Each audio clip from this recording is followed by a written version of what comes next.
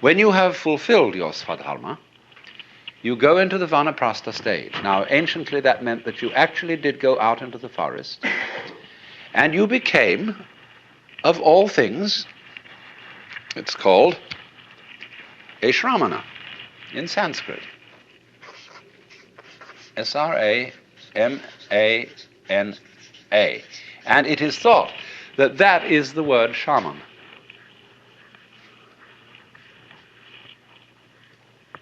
You see, what happens is this then, that an individual who all his life long has played the social game is then says, well, now I've done that. I've assumed this role, I've become identified with tinker, tailor, soldier, sailor, whatever it was. But now who am I? Really? In order to find that out, I have to go off by myself. Why? Because you have a role conception, a mask conception of yourself, because other people tell you who you are. We are constantly, in every social interchange, in the most common remarks, telling other people who they are. Everything leads up to that. The way I act towards you, the way you act towards me, tells me who I am and tells you who you are. For example, you come and sit here and listen to me talk. You are, by doing that, telling me I'm some kind of a teacher. And you're telling yourselves that you're some kind of students. And that's only one thing, you see, one little incident. In business, every day, in your housework and everything you do, everybody around you is telling you what you are and who you are by expecting certain behavior from you, which if you're a reasonable and socially inclined person, you perform, because that's what's expected of you. So you are told who you are. So when we'd had enough of that, you see. But no, let's not listen to all this anymore. That's why the shramana, or the vanaprastha, one of the first things he practices is silence. It's called mauna, M-A-U-N-A. And he may take a vow not to speak for a month or a year. And after about a month of mauna, you don't only stop talking, but you stop thinking in words. And that's a very curious experience when it happens, because all the senses take on a tremendous intensity. You see things which you've never seen before, because you stop codifying and classifying the world by thinking.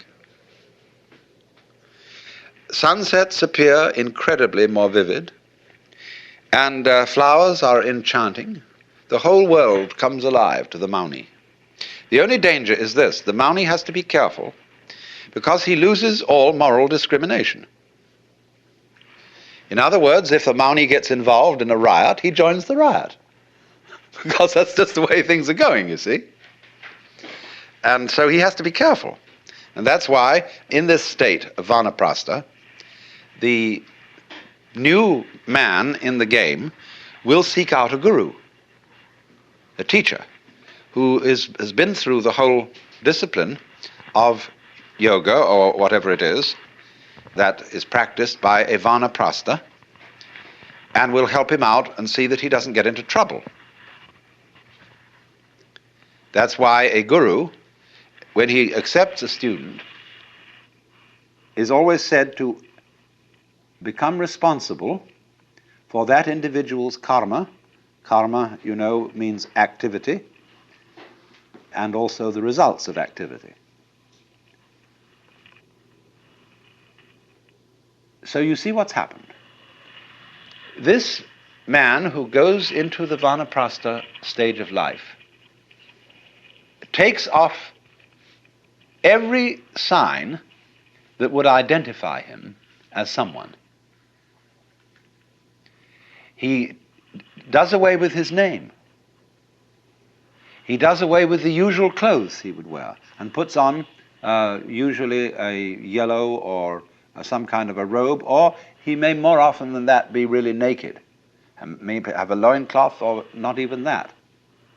And often these people cover themselves with ashes, and their hair is matted, and they don't take care of themselves that way anymore because they're outside the pale.